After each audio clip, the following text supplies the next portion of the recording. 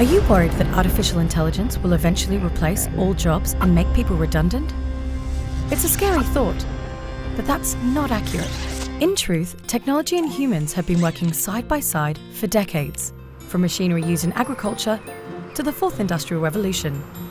Technology has long been powering the way we work. Artificial intelligence will be no different.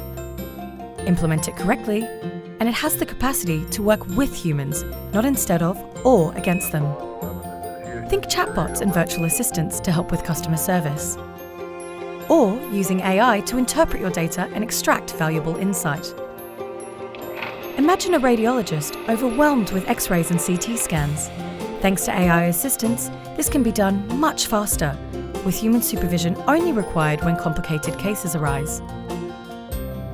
AI might reduce the need for manual work in places like the factory assembly line, but on the flip side, it will also provide an opportunity for people to develop new skills and create fresh jobs along the way.